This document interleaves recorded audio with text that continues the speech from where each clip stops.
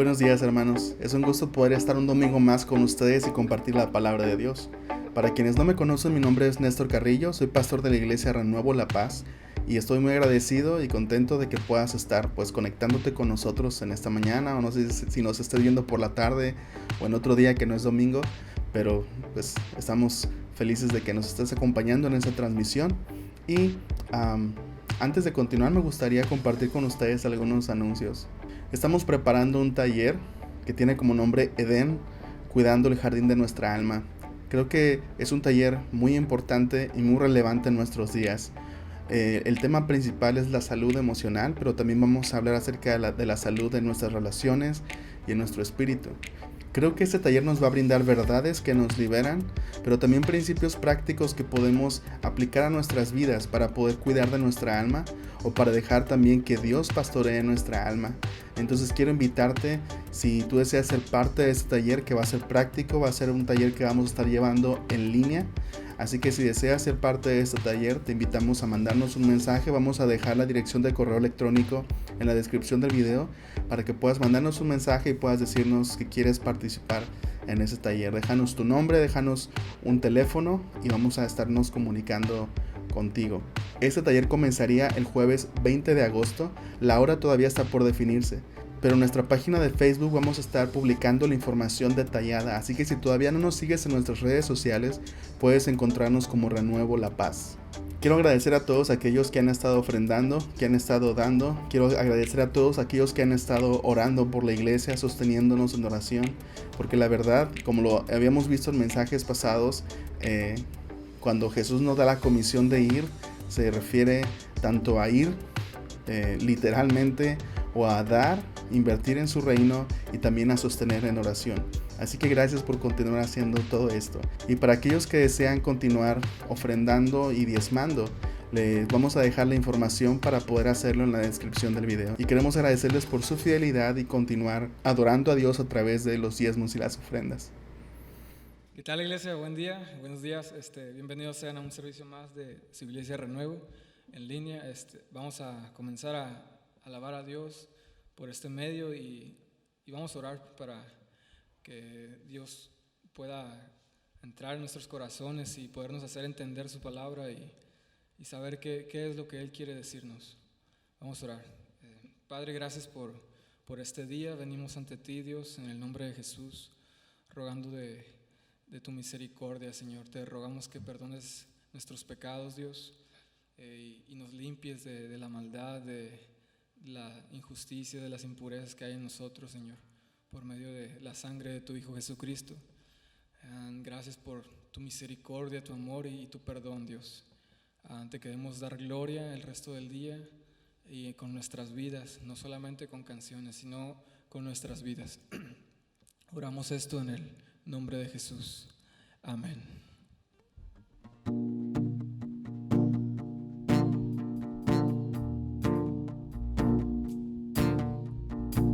El día más grande en la historia me rescató, la muerte derrotó. Canten lo que Cristo vive hoy. Pasé a la cruz y la tumba, vida eterna tú ganaste, Dios. Griten lo que Cristo vive hoy. Vive hoy. Oh, día feliz,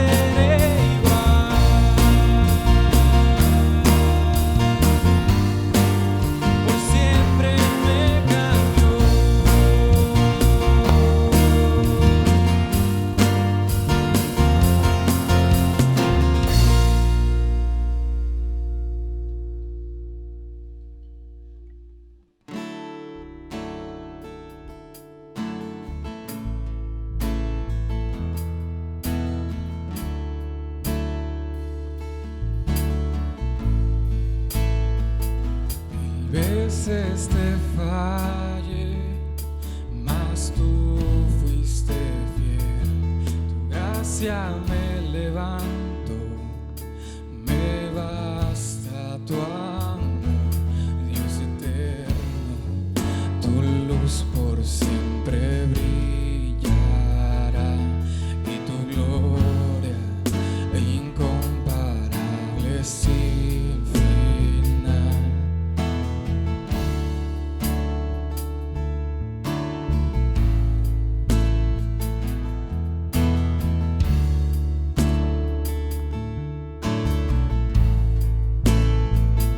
Señor, tu voluntad permanecerá. En ti me quiero perder en adoración, Dios eterno. Tu luz por siempre brillará y tu gloria incomparable sin final. De mi corazón te doy el control, consume todo mi interior, Dios. Tu justicia y amor me abrazan, Señor. Te amo desde mi interior.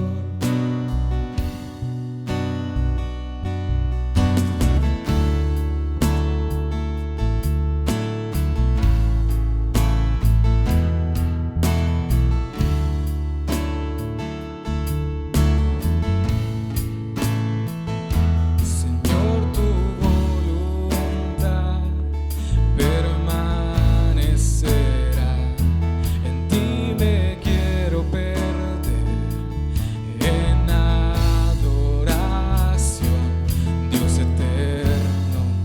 Tu luz por siempre brillará y tu gloria incomparable sin final.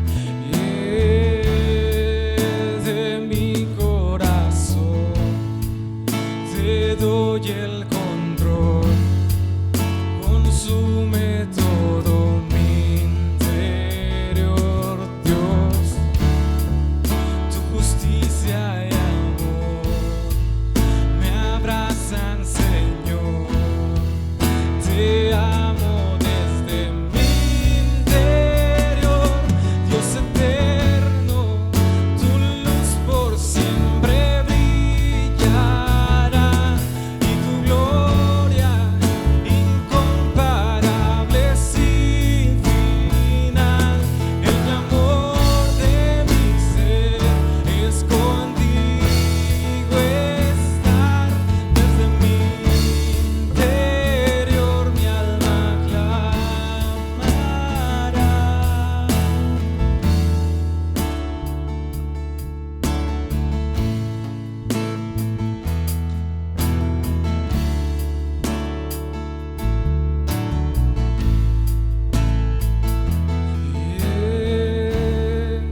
De mi corazón te doy el control, consume todo mi interior, Dios. Tu justicia y amor me abrazan, Señor. Te amo desde mi interior, Dios eterno. Tu luz por siempre brillará y tu gloria incomparable sin final. El clamor de mi ser es contigo estar. Desde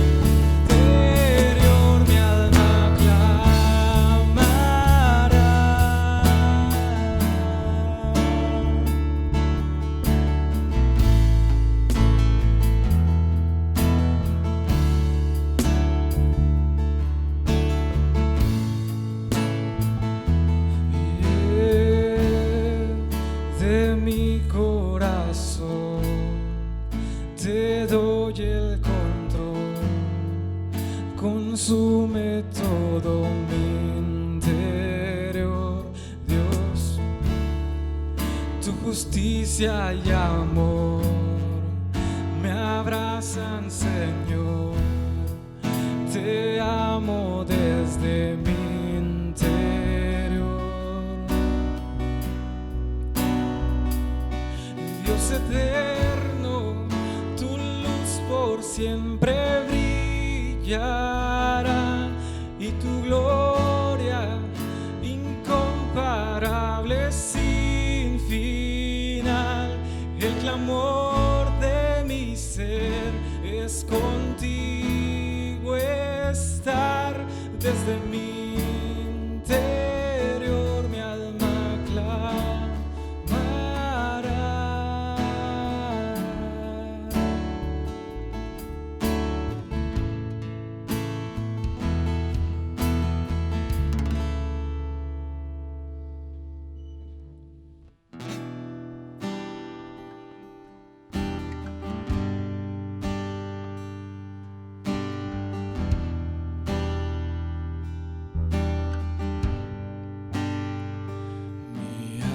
Estaba rota y herida, pero tu gracia la restauró. Manos vacías que tú llenaste, soy libre en ti, soy libre en ti.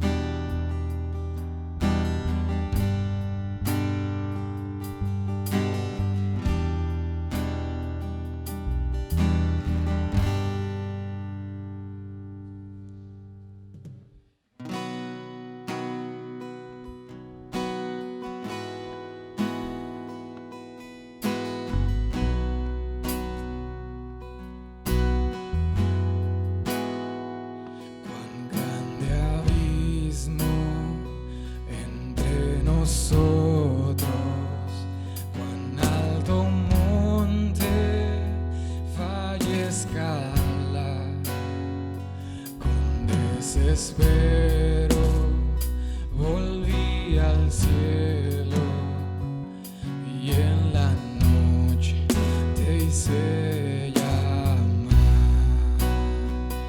Ahí en lo oscuro tu amor profundo cruzó la sombra y me alcanzó. Ya has consumado y el fin escrito, mi esperanza está en Jesús.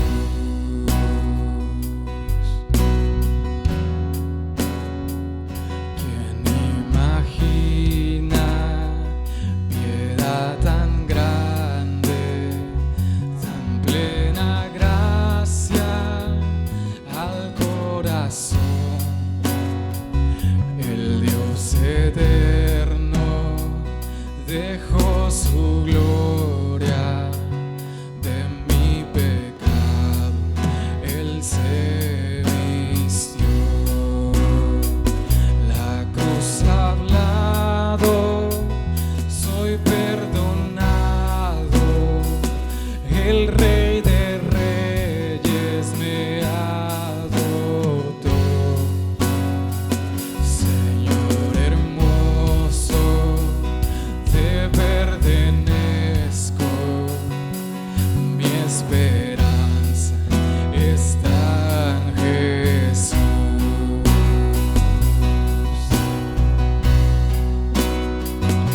Oh, aleluya, sea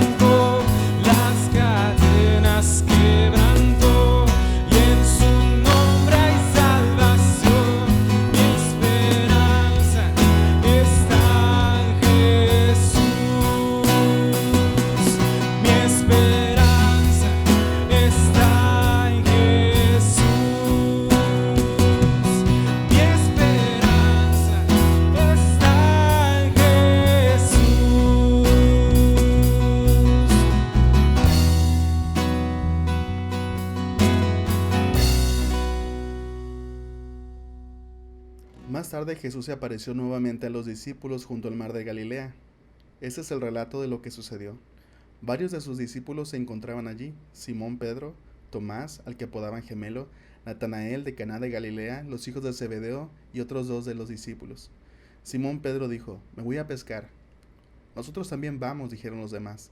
Así que salieron en la barca, pero no pescaron nada en toda la noche. Al amanecer Jesús apareció en la playa, pero los discípulos no podían ver quién era. Les preguntó: Amigos, ¿pescaron algo? No, contestaron ellos. Entonces él dijo: Echen la red a la derecha de la barca y tendrán pesca. Ellos lo hicieron y no podían sacar la red por la gran cantidad de peces que contenía. Entonces el discípulo a quien Jesús amaba le dijo a Pedro: Es el Señor. Cuando Simón Pedro oyó que era el Señor, se puso la túnica, porque se la había quitado para trabajar, se tiró al agua y se dirigió hacia la orilla. Los otros se quedaron en la barca y arrastraron la pesada red llena de pescados hasta la orilla, porque estaban solo a unos 90 metros de la playa. Cuando llegaron, encontraron el desayuno preparado para ellos: pescado a la brasa y pan. Traigan algunos de los pescados que acaban de sacar, dijo Jesús. Así que Simón Pedro subió a la barca y arrastró la red a la orilla. Había 153 pescados grandes, y aún así la red no se había roto. Ahora acérquense y desayunen, dijo Jesús. Ninguno de los discípulos se atrevió a preguntarle: ¿Quién eres? Todos sabían que era el Señor. Entonces Jesús les sirvió pan y el pescado. Esa fue la tercera vez que se apareció a sus discípulos después de haber resucitado de los muertos. Este pasaje me hizo pensar en una historia que un amigo me contó. Estábamos en su carro y él comenzó a platicarme cómo había sido una experiencia que él había tenido, o pues este episodio de su vida que él había tenido. Acababa de terminar su carrera, ya era licenciado. Esas eran las palabras con las que me lo estaba platicando. Quería ir a trabajar a la Ciudad de México, esos eran sus planes: ir a trabajar a la Ciudad de México, pues hacer buen dinero allá, conseguir un buen trabajo, hacer buen dinero. Y tenía ya sus planes, una vida planeada. Buscaría un trabajo temporal y se propondría a viajar a la Ciudad de México mientras todavía estaba aquí en La Paz. Pero en el tiempo que él estuvo tratando de buscar un buen trabajo que le pudiera dar el suficiente dinero para poder irse y cumplir todos sus planes, se dio cuenta que no pudo encontrar ningún trabajo. No pudo encontrar por lo menos un trabajo que él quería o con las características que él deseaba. Y me comenzó a platicar y la conversación se entornó un poco seria. Y porque en ese momento él tenía trabajo. Me había dicho que estaba trabajando en una farmacia como cajero. Y, y me comenzó a platicar: Te voy a confesar algo, me dijo. Sí estoy trabajando en la farmacia, pero no soy cajero. Y yo me saqué de onda porque era lo que me había dicho ya desde hace tiempo. Me dijo: No soy cajero, me dijo, soy la botarga de la farmacia. Y supongo que ya se pueden imaginar qué farmacia es. Soy la botarga en la farmacia. Y me comenzó a platicar su experiencia. No tiene nada de malo ser una botarga o tener un trabajo así, pero en la experiencia que él estaba pasando o la manera en la que él estaba viviendo toda esa situación, él me platicó y me dijo de una manera seria. Me dijo: No te miento, me dijo, mientras estaba dentro de esa botarga, yo estaba llorando. Y su pensamiento era: ¿cómo un licenciado está trabajando de una botarga? Esas eran sus palabras. Como les digo, no tiene nada de malo trabajar como botarga, pero la idea de él, o por lo menos este proceso que él estaba viviendo en su vida, tenía un propósito. Y Dios estaba tratando de decirle algo. Y cuando él me platicó todo esto, él reconocía lo que Dios estaba haciendo en su vida. Y él reconocía que este fracaso de no poder encontrar un trabajo como él quería y, y no poder cumplir los planes que él quería, eran algo que Dios estaba haciendo en su vida para mostrarle algo, porque Dios quería llamar su atención, porque Dios quería recordarle que él lo había llamado. Tenemos este pasaje que acabamos de leer en Juan capítulo 21. Y muchos consideran que el capítulo 21 de Juan es un capítulo añadido, es como un prólogo que se añadió después, porque si nos dimos cuenta la semana pasada, el capítulo 20 muy bien parece una conclusión del libro. El libro parece terminar en el capítulo 20 de Juan. Sin embargo, aun si consideramos que fue algo que se añadió un poco después de finalizar el libro, podemos comprender también que fue Juan, porque el estilo de escritura es el mismo la manera de Juan de describir ciertos detalles, de darnos la hora del día o hablar de números, van de acuerdo al estilo de escritura de Juan, el evangelista, quien escribe el libro. Es muy posible que Juan haya escrito este prólogo después de haber terminado su libro para tratar con algunos temas y algunas confusiones que había en aquellos tiempos, tal vez tratando de eliminar el problema de algunas personas que decían que Jesús se había presentado resucitado, pero solamente como un fantasma o como un espíritu. Y estos relatos, este relato de Juan tiene como uno de sus propósitos dejarnos en claro que Jesús no era solamente un fantasma, que era su cuerpo físico, que Jesús realmente había resucitado de los muertos. Y también aclarar uno de los rumores acerca de la supuesta inmortalidad de Juan, o cómo Juan tal vez no iba a morir. Y Juan lo trata, lo vamos a ver más adelante, pero tiene sentido el prólogo por esas aclaraciones, pero también nos da muchas enseñanzas, y Juan da muchos detalles que nos dan algunos principios de los cuales podemos aprender.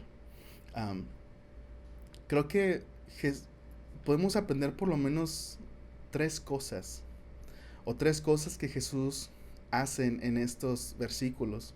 Una de las cosas que hace es Jesús nos recuerda nuestro propósito. Lo segundo es que nos enseña cómo restaurar. Y lo tercero es que nos vuelve a llamar. Nos recuerda nuestro propósito, nos enseña a restaurar o nos habla de restauración y nos hace un llamado a comenzar de nuevo. Yo encontré este mensaje especialmente personal para mí, pero creo que también va a ser muy personal para muchos de ustedes. Como decía, lo primero que Jesús hace es recordarnos nuestro propósito, y es lo que vemos en estos versículos. Pedro decide un día ir a pescar y algunos de los discípulos lo acompañan. Así que están en el mar de Galilea, y es imposible no recordar también aquella ocasión a las orillas del mar de Galilea cuando Jesús llamó a Pedro, a Andrés, a Jacobo y a Juan. Ellos estaban aquí también. Y hay mucho paralelismo en este pasaje con cosas que ellos habían vivido antes con Jesús, y se me hace como bien interesante y se me hace bien personal y muy especial. Como muchas cosas que ellos han vivido con Jesús antes, de alguna manera hay un eco en toda esta escena, lo que pasó en este día junto al mar de Galilea. Jesús en aquel tiempo los llamó a Jacobo, a Juan, a Pedro y a Andrés. Ellos dejaron las redes y siguieron a Jesús. Y es interesante que aquí encontramos a Pedro, a su hermano, a Juan y a su hermano una vez más con las redes en las manos, pescando toda la noche y sin poder sacar nada. Los vemos regresando a las redes. Y tenemos que pensar en esto, por lo menos considerarlo. La posibilidad de que esto podría significar de que después de la resurrección de Jesús, tal vez estos hombres sentían esta presión de regresar otra vez a la vida normal, de que todo haya pasado y volver una vez más a este engrane, a este ritmo de la vida cotidiana, olvidando el propósito o olvidando el llamado que Jesús les había hecho de ser pescadores de hombres.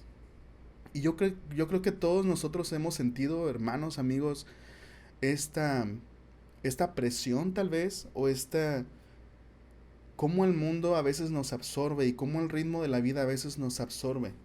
Tengo casi toda mi vida siendo parte de la iglesia. He conocido a muchos jóvenes que ahorita ya no somos jóvenes, a muchos adolescentes que ahorita ya no son adolescentes. Conocí a muchos jóvenes que tenían un corazón apasionado por Cristo, y que cuando estaban jóvenes invertían gran parte de su juventud en Cristo, en la iglesia, en actividades, en muchas cosas. Y muchas de esas personas que conocí antes, personas sorprendentes, que siguen siendo personas magníficas, muchos de ellos se han alejado de la iglesia, o se han alejado de Jesús, o continúan siendo parte de la iglesia, pero tal vez hemos sido absorbidos por un ritmo de vida cotidiano, voy a decirlo. Y a lo que me refiero es que no tenemos esta visión del propósito que tenemos, aún siendo trabajadores, aún siendo ciudadanos de este propósito al que Jesús nos llamó, y que en algún tiempo vivimos con pasión, y que ahorita tal vez se ha apagado por vivir un estilo de vida simplemente absorbido por las actividades del mundo. Y quiero aclarar eso, no me refiero a que estamos envueltos en actividades seculares. Si ustedes me conocen, hermano, ustedes saben que no uso mucho la palabra secular porque creo que no debería para nosotros existir en nuestro vocabulario lo secular y lo sagrado. Porque todo lo que hacemos o en las cosas que estamos envueltos en el mundo tenemos que verlas desde una perspectiva espiritual, desde una perspectiva de misión, que hemos sido enviados a nuestros trabajos, hemos sido enviados a nuestras casas, a nuestras familias, con nuestros amigos. No hay lugar en el que estemos donde Dios no se esté moviendo, o donde Dios no esté activo, o donde Dios no esté trabajando. Así que yo no estoy muy casado con esta idea de que hay cosas o que hay lugares donde Dios está más presente que otros. Yo creo que Dios está activo y presente en todo lugar y que Dios puede usar cualquier trabajo y que el trabajo es algo importante y que Dios quiere usarte en tu trabajo, en tu familia, en casa, en tu círculo de amistades, en tu club deportivo, en tu equipo de trabajo, lo que sea.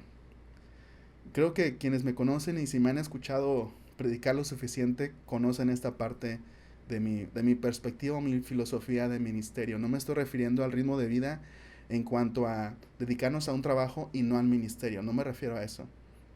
Me refiero que incluso cuando estemos trabajando o cuando estemos haciendo alguna actividad cotidiana, muchas veces hemos perdido esta pasión. O muchas veces hemos perdido la forma en la que mirábamos el mundo antes, la forma tal vez en la pasión que teníamos por Cristo y cómo queríamos invertir todas nuestras vidas en Cristo. Y ahorita probablemente ese fuego se ha apagado, tal vez un poco, y ya no es lo mismo que antes. Y déjame decirte, esto puede pasar incluso estando en el ministerio. Incluso personas como yo que hemos estado tanto tiempo en la iglesia o el ministerio, muchas veces podemos perder también ese fuego y hacer el ministerio solamente como si fuera un trabajo más. Como si no, como si también Dios no se moviera dentro del ministerio. Me pregunto, ¿cuántos de nosotros hemos perdido de vista este llamado? ¿Cuántos de nosotros hemos vuelto a las redes en esta idea de volver a la vida antes de que Jesús nos llamara? Y yo creo que algo que Dios quiere hacer con nosotros y que Jesús quiere hacer con nosotros es recordarnos nuestro propósito. Ese propósito fundamental de ser luz y de ser sal en el mundo. Ese propósito fundamental de ser pescadores de hombres, de ser sus discípulos. Yo estoy seguro, ahorita por ejemplo los estudiantes de la huerta han terminado un ciclo. Algunos de ellos ya se graduaron, algunos de ellos ya han vuelto a sus casas y en sus casas o en sus ciudades van a comenzar a experimentar una vez más, como yo les digo de una manera de broma, ¿no? El mundo real. Y también pasaba de igual manera, recuerdo cuando hacíamos campamentos de jóvenes, pasaba de manera similar. Terminaba el campamento, los jóvenes y los adolescentes regresaban a la vida real, entre comillas, como le digo, y volvían otra vez a enfrentarse a las dificultades de la familia, a las dificultades de la presión de sus amigos, a las dificultades de un trabajo donde muchas veces este ritmo de trabajar para ganar y el simple ritmo de la vida nos absorbe y, y vuelve una vez más a poner como una nube en nuestros ojos que nos impide ver que Dios está ahí trabajando y que quiere hacer algo mucho más que solamente que estemos ahí para trabajar, sino quiere usarnos de una manera más grande. Quiere que veamos el propósito más allá del trabajo. Quiere que veamos el propósito más allá de nuestras actividades cotidianas y que veamos a las personas que Él ama y a las personas que Él quiere alcanzar. Y cómo puede usar esos trabajos y cómo puede usar esos círculos en los que nos movemos para poder alcanzar a esas personas. Como les digo, el problema no es el trabajo. Y quienes conocen cómo predico, mi filosofía de ministerio, saben a qué me refiero. Y espero haberlo comunicado de esa manera. Los discípulos estaban entonces en el mar de Galilea. Habían estado pescando toda la noche, pero no habían tenido éxito. Estaban cansados, estaban desvelados, estaban hambrientos, estaban adoloridos y probablemente estaban muy frustrados. Y me gustaría preguntarte, ¿alguna vez te has sentido así? ¿Alguna vez te has sentido como si a pesar de trabajar toda la noche no consigues nada? ¿O a pesar de trabajar toda la semana y dar tu corazón toda la semana y esforzarte toda la semana no consigues llegar a ningún lado? ¿Alguna vez has sentido como que estás trabajando y caminando y andando y pareces no llegar a ningún lado?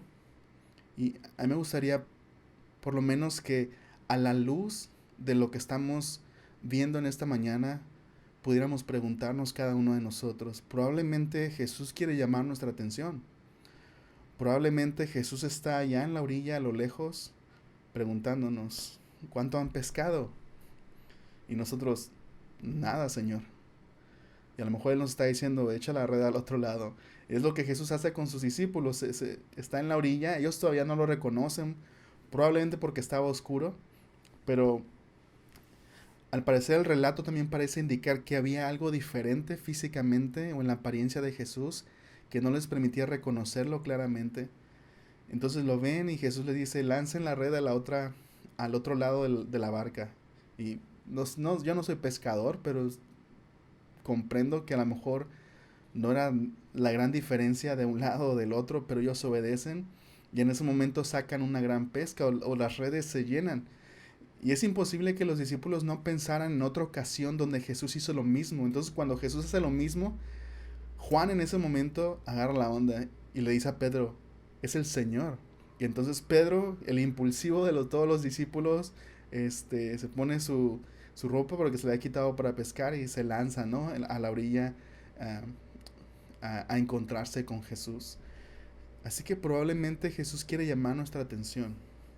Y yo creo que es bueno cuando experimentamos esta frustración o este cansancio, el hacer una pausa y ver qué es lo que Jesús quiere decirnos, qué es lo que Jesús quiere hacer en nuestras vidas. Cuando llegan a la orilla, y esto es bien padre, este relato me gusta mucho porque cuando llegan a la orilla se dan cuenta de que Jesús ya tenía listo el carbón, ya tenía listos los panes y algunos peces. No sé a ustedes, pero a mí cuando me invitan una carne asada, a mí me gusta llegar cuando ya el carbón ya está puesto, ¿no es cierto?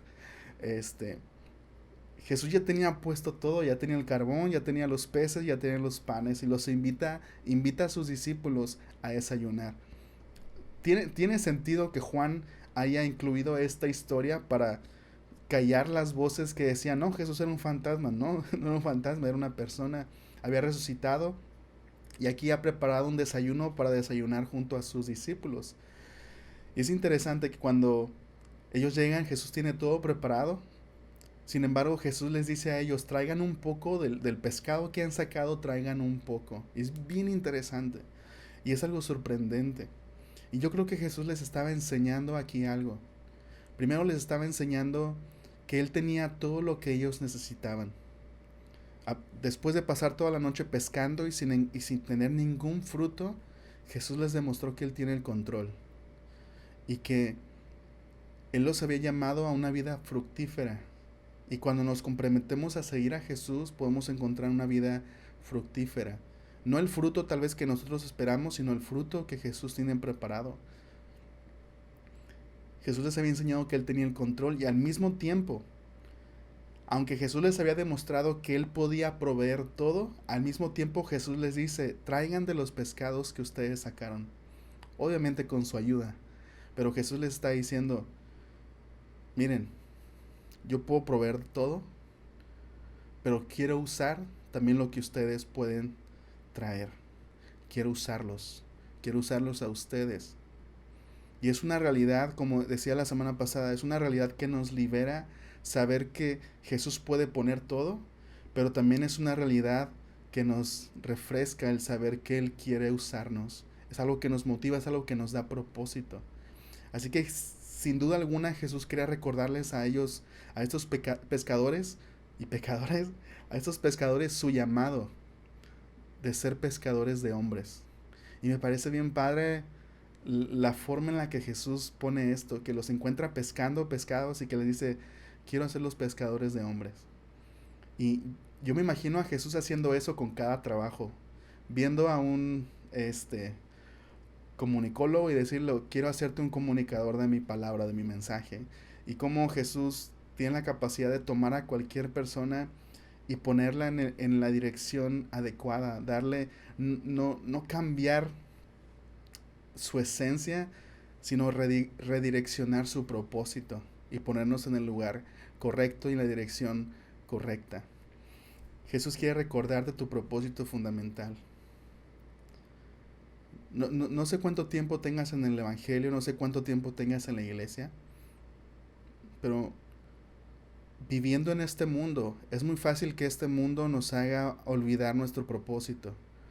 Es muy fácil que cedamos a veces al ritmo de la vida y por tener tantas ocupaciones o por perder de vista nuestro propósito, nos conformemos a un estilo de vida donde Dios solo se mueve en la iglesia o donde Dios solamente se mueve los domingos. Pero no, Dios está activo y Dios se mueve en nuestro trabajo, Dios se mueve en nuestra ciudad, en nuestra comunidad, en nuestras casas. Y yo creo que es importante que nosotros recordemos ese propósito principal. Y obviamente Dios se mueve de manera grande y Dios nos va a llevar a algunas personas a las misiones transculturales porque Dios está haciendo cosas maravillosas y cosas grandes. Pero creo que también como cristianos necesitamos recordar que Dios se mueve en todo lugar. Y creo que tenemos que aprender a ver a Dios en todo lugar y en todo momento. Y en cada persona, cómo Dios quiere alcanzar a cada persona. Como iglesia tenemos una visión que creo que nos ayuda a mantener esta visión más profunda. Como iglesia queremos ver a personas atrapadas en pecado encontrar vida y libertad en Cristo. Para eso existimos como iglesia. No existimos para reunirnos cada domingo. Eso es lo que hacemos, pero no existimos para eso. No existimos para ser una iglesia grande. Ojalá pudiéramos ser una iglesia más grande, pero ese no es nuestro propósito. Nuestro propósito, nuestra razón de existir es ver a personas atrapadas en pecado encontrar vida y libertad en Cristo. Por eso hacemos todo lo demás, porque creemos que Jesús nos ha dado esta misión, esta visión de poder llevar vida o ayudar a las personas a encontrar esta vida y libertad en Cristo. Por eso hacemos lo que hacemos. Y yo creo que Dios puede hacerlo a través de tu trabajo, hacerlo a través de tus relaciones, de los círculos de tus círculos de amistad, a través de tu familia, a través de tu amor a las personas, a través de ser un buen ciudadano, a través de cada decisión, a través de cada cosa que vivas en tu día, Dios puede hacerlo. A través del ministerio, a través de las misiones, a través de la iglesia, a través de nosotros. Así que, ¿por qué no haces una pausa en esta semana? Y mira, especialmente si te estás sintiendo cansado y frustrado, ¿y por qué no tomas un tiempo de oración un día y le preguntas a Jesús, ¿qué es lo que quieres decirme? ¿Qué es lo que quieres mostrarme? Y ora y pídele, ayúdame a recordar el propósito para el cual me llamaste. Lo siguiente que vemos en esta historia es cómo Jesús restaura a Pedro, cómo Jesús nos enseña la importancia de la restauración. Y vamos a leer Juan capítulo 21, versículos del 15 al 17. Juan 21 del 15 al 17. Después del desayuno, Jesús le preguntó a Simón Pedro, Simón, hijo de Juan, ¿me amas más que estos? Sí, Señor, contestó Pedro. Tú sabes que te quiero. Entonces alimenta a mis corderos, le dijo Jesús. Jesús repitió la pregunta, Simón, hijo de Juan, ¿me amas? Sí, Señor, dijo Pedro, tú sabes que te quiero. Entonces cuida de mis ovejas, dijo Jesús. Le preguntó por tercera vez, Simón, hijo de Juan, ¿me quieres? A Pedro le dolió que Jesús le dijera la tercera vez, ¿me quieres? Le contestó, Señor, tú lo sabes todo, tú sabes que yo te quiero. Jesús dijo, entonces, alimenta a mis ovejas. Una vez más, aquí hay otro paralelismo. Están junto al fuego. Y seguramente cuando Jesús comenzó a hacerle estas preguntas a Pedro, Pedro se transportó aquella noche antes de que Jesús fuera arrestado, o cuando Jesús ya había sido arrestado, y cómo Pedro negó 3 veces a Jesús cuando estaba junto al fuego. Así que Jesús en este momento le pregunta a Pedro, le hace a Pedro estas 3 preguntas, Simón, hijo de Juan, ¿me amas más que estos? Y la pregunta era personal, era una pregunta que antes Pedro tal vez habría estado dispuesto a responder sin titubear, sí, Señor, te amo más que todos estos, pero eso no es lo que responde en este momento. Pedro siempre intentó demostrar que su amor y su lealtad por Jesús eran mucho mayor que cualquier otro, pero en este momento su respuesta no nos dice eso. Así que la pregunta de Jesús era sumamente personal, y Pedro contesta, tú sabes que te quiero. Y Jesús le dice, alimenta a mis corderos. Le da un llamado, le da una misión, le da un ministerio. Una vez más Jesús pregunta, Simón, hijo de Juan, ¿me amas? Pedro volvió a responder que sí, entonces Jesús le dijo, cuida de mis ovejas. Algunas personas argumentan que cada pregunta y cada instrucción de Jesús tiene un significado diferente o hacen referencia a algo diferente, pero probablemente significaban la misma cosa. Una tercera vez Jesús le pregunta a Pedro, Simón, hijo de Juan, ¿me quieres? Y la tercera pregunta, nos dice Juan, le dolió a Pedro en el corazón. Así que Pedro respondió, Jesús, tú lo sabes todo, tú sabes que te quiero. Entonces Jesús responde, alimenta a mis ovejas. Como decía, la noche antes de que Jesús fuera entregado, Jesús les dijo a sus discípulos lo que sucedería. Esta noche me van a entregar en manos de hombres pecadores. Y Pedro orgullosamente, cuando Jesús había dicho, voy a ir a un lugar y ustedes no me pueden seguir, Pedro dijo, no, sí, Señor, te vamos a seguir. De una manera orgullosa, Pedro negó lo que Jesús había dicho y dijo, sí, yo voy a seguirte, no importa qué es lo que pase. Sin embargo, ese mismo momento, Jesús le reveló a Pedro que esa noche él lo negaría 3 veces. Y es Marcos quien nos dice que Pedro también negó eso, asumiendo que él sabía más que Jesús o asumiendo que Jesús no lo conocía. Pero esta ocasión es diferente. En esta ocasión, Pedro no insiste en que su amor es más grande que el de los discípulos, que el de sus compañeros. En esta ocasión, Pedro no responde de manera impulsiva, sino que es más reservado. Pedro no le dice a Jesús, Pedro le dice a Jesús, tú conoces todas las cosas, tú sabes que te quiero. Y veo a un Pedro totalmente diferente. Cuando Pedro antes le decía a Jesús, no, tú no me conoces, yo voy a seguirte hasta lo máximo. En esta ocasión Pedro está diciendo, Jesús, tú sabes todas las cosas, tú me conoces, tú conoces mi corazón mejor que yo, tú sabes si te amo mucho, tú sabes si te amo poco. Incluso si yo tratara de decirte que te amo más que Juan o más que Andrés, Jesús, tú sabes todas las cosas. Ese Pedro es un Pedro humilde. Y probablemente es la primera vez que vemos a Pedro actuar de esta manera en todo lo que hemos conocido o leído acerca de él. Y Jesús está haciendo todo esto en presencia de aquellos que vieron a Pedro prometer y fallar su promesa.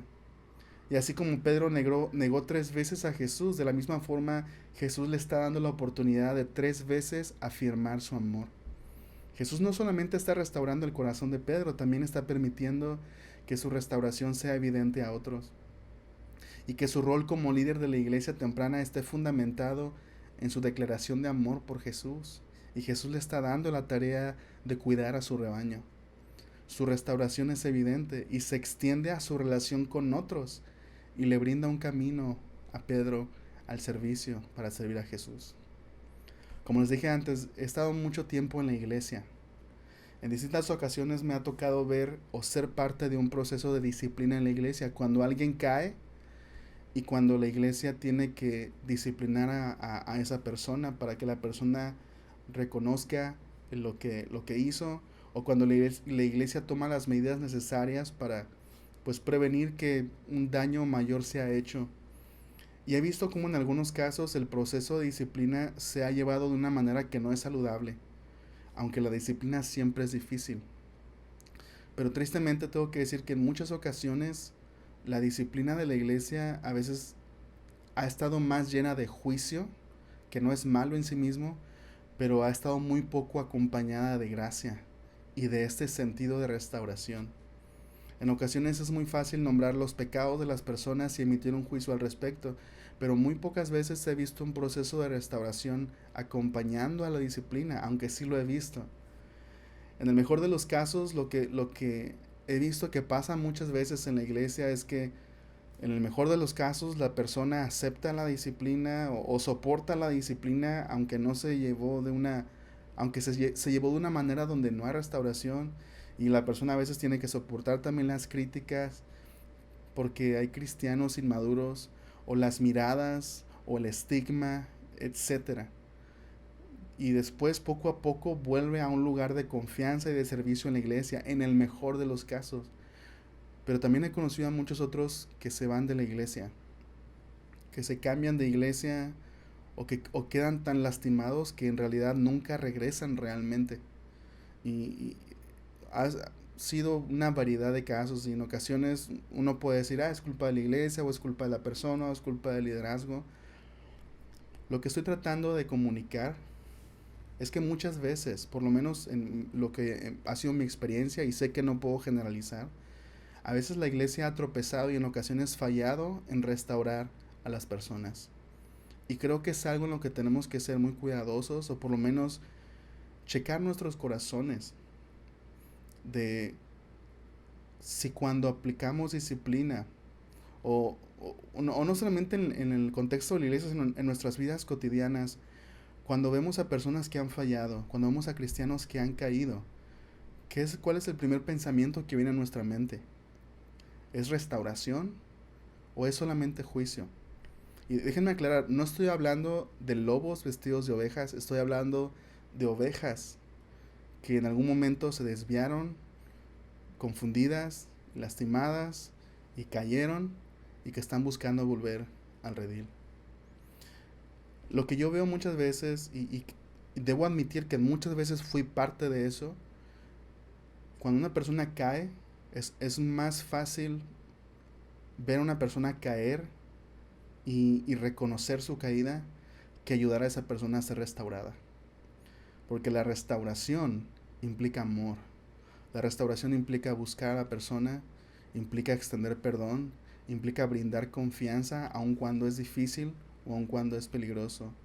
Y estoy hablando de confianza en la relación personal, no estoy hablando ahorita de un ministerio que requiera que una persona sea confiable. Creo que podemos aprender mucho en la restauración de Pedro, o por lo menos lo que Jesús hizo. ¿Qué es lo que vemos en este proceso que Pedro vivió? Vemos un arrepentimiento. La misma noche que él negó a Jesús, Pedro lloró amargamente. Y algunas personas dirían, es que el arrepentimiento no es llorar, el arrepentimiento no es sentirte mal. Estoy de acuerdo, el arrepentimiento no es todo el arrepentimiento no es eso, pero yo creo que es parte de eso. En esta parte del arrepentimiento vemos que Pedro continuó después reuniéndose con los discípulos, y creo que la parte de la comunidad fue sumamente importante para él. Y vemos un cambio de actitud en la manera que responde a Jesús, lo que comentaba ahorita, cómo él le responde a Jesús. Jesús, sabes que no voy a hacer como las otras veces. No voy a decirte lo que me gustaría que pensaras de mí, porque ahora comprendo que tú me conoces, tú sabes que te quiero. Si es mucho, si es poco, Jesús, tú lo sabes. Vemos un cambio en Pedro. ¿Qué vemos también en la restauración de Pedro? Vemos de parte de Jesús, Jesús le brindó a Pedro una oportunidad para afirmar su amor. Jesús proveyó para Pedro una oportunidad para afirmar su amor por él. Y vemos humildad en la respuesta de Pedro. Y vemos que Jesús hizo eso en presencia de los discípulos, porque Jesús no solamente estaba buscando restaurar el corazón de Pedro y su relación con él, sino que esa restauración se extendió a su relación, en este caso con sus hermanos, con sus compañeros, aquellos que lo habían visto prometer y que lo habían visto fallar. Y vemos que Jesús proveyó una oportunidad para que Pedro afirmara su amor a Jesús personalmente. Y probablemente así Jesús también restauró su confianza con sus hermanos, con los discípulos. Y obviamente Jesús le da un ministerio. Y en ese momento muchos comprenden que en ese momento Jesús le estaba dando a Pedro de alguna manera el liderazgo en la iglesia temprana. ¿Qué nos enseña como iglesia, como personas? Así como notamos y hacemos ver a nuestros hermanos sus pecados en un proceso de disciplina, y cuando hacemos notar sus pecados y sus caídas, también debemos notar y animarlos en los pasos prácticos de restauración. Creo que es algo que podemos hacer prácticamente. Así como vemos cuando alguien falla y señalamos, y a lo mejor podríamos hacerlo de una manera saludable, de ir con nuestro hermano y hablar personalmente, diciéndole lo que hemos visto. Y ahorita no es el tema del proceso de disciplina bíblico, pero quienes saben comprenden a lo que me refiero. Estoy hablando de una manera muy general, que muchas veces para nosotros es más fácil ver lo malo y señalarlo que ver los pasos de arrepentimiento y animar a las personas a seguir adelante. Y yo creo que Jesús nos enseña a hacer eso. Otra cosa que nos enseña es que podemos ser una comunidad que acepta y recibe a personas que han fallado mientras seguimos juntos a Jesús. Una comunidad no que constantemente estigmatiza a las personas, siempre viéndolas en base a su pecado, en base a sus errores pasados, sino que podemos brindar una comunidad y una atmósfera de amor y de aceptación para esas personas que están caminando en arrepentimiento hacia Jesús, que están siendo restauradas, y ser parte de esa restauración. Nos enseña que podemos proveer oportunidades para que las personas afirmen su amor por Jesús, oportunidades de servicio, oportunidades tal vez de compartir su testimonio, de compartir lo que Dios está haciendo en sus vidas.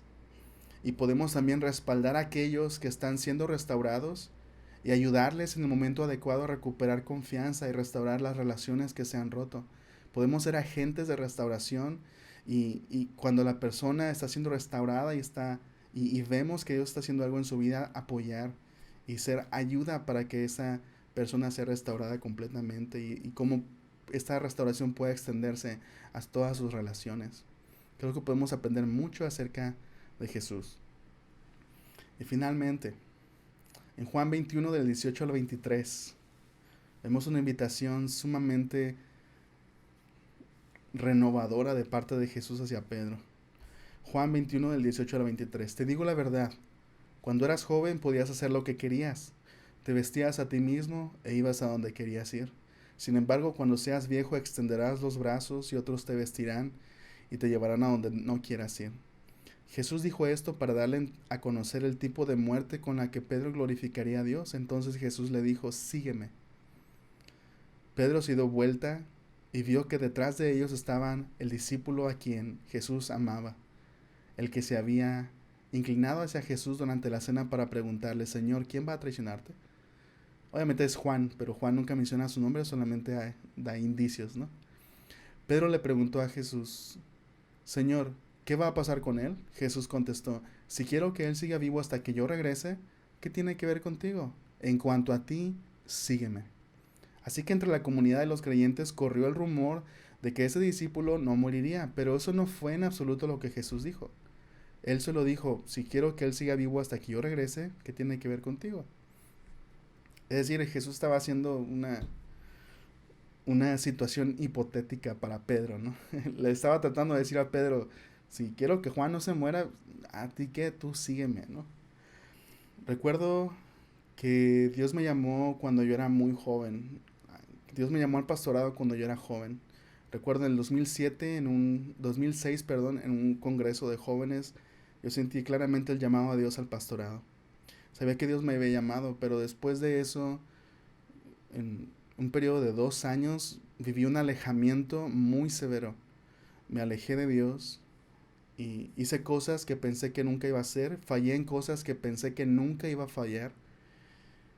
Y cuando por fin decidí regresar al Señor, pasó mucho tiempo en el que yo sentía que Dios ya no me iba a usar. Ese llamado al pastorado que Dios me había hecho, sentía que era algo que Dios ya no iba a hacer conmigo. Y batallé mucho tiempo para poder reconocer que Dios quería usarme, que su gracia era suficiente y que Él todavía tenía planes para usarme, para mí, para mi vida. Jesús le revela a Pedro cómo es que iba a morir por su causa, por la causa de Jesús. Y Jesús le hace la invitación a Pedro para seguirlo. Una vez más vemos un paralelo, porque había sido en esta misma playa la primera vez que Jesús había invitado a Pedro a seguirlo. Y en aquel momento Pedro también estaba pescando y dejando las redes y dejando a su padre, comenzó a seguir a Jesús. Y ahora, después de haber resucitado, Jesús se encuentra una vez más en esta playa con Pedro. Y después de la caída de Pedro, después de haberle fallado al Señor, después de haberlo negado 3 veces, Jesús todavía quiere usarlo. Y solamente Jesús sabe por qué lo vuelve a llamar, pero probablemente Jesús sabía que Pedro necesitaba escuchar una vez más el llamado de Jesús. Y probablemente tú, en este día, necesitas escuchar una vez más el llamado de Jesús. Necesitas escuchar que Jesús aún quiere usarte, que Él te ama, que a pesar de la caída, que a pesar del pecado, que a pesar de haberte alejado, Él quiere usarte todavía. Él quiere tener una relación contigo. Y no importa qué tan lejos estés, y no importa cuál haya sido tu error, no importa cuántas veces lo hayas negado, Jesús todavía está interesado en ti.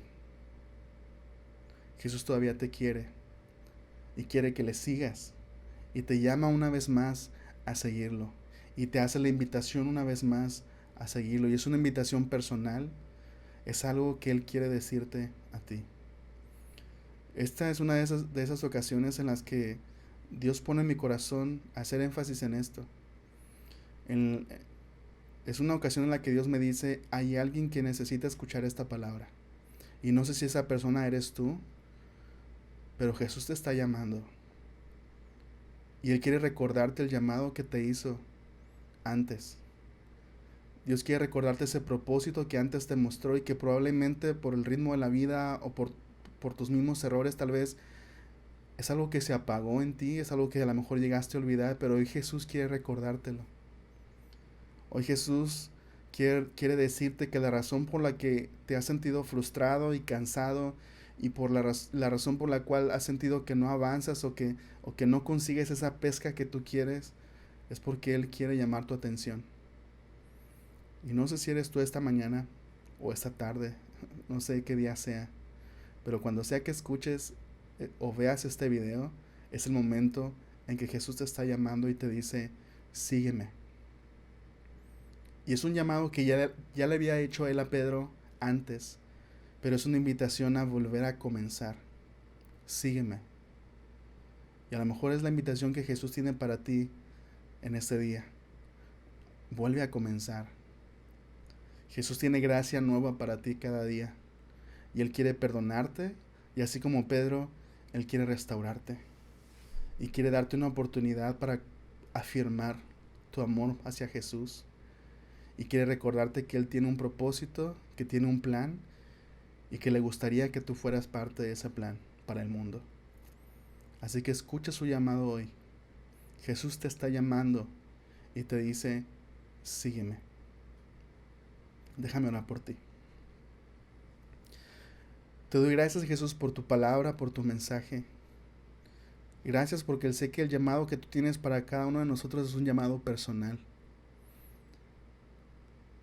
Y te pido, Dios, si hay alguna persona que esté escuchando y que esté viendo y a la que tú estés llamando, que tú puedas confirmar en su corazón que ese llamado que tú estás haciendo es para él o para ella, que es un llamado personal. Y que no importa qué tan lejos esté, que tú tienes gracia para ellos. Si quiero ponerlos en tus manos. Y si tú estás escuchando, quiero orar por ti. Quiero decirte que nunca estás tan lejos y nunca estás tan perdido como para no encontrar a Dios. De hecho, Él te está buscando y Él quiere llegar a ti.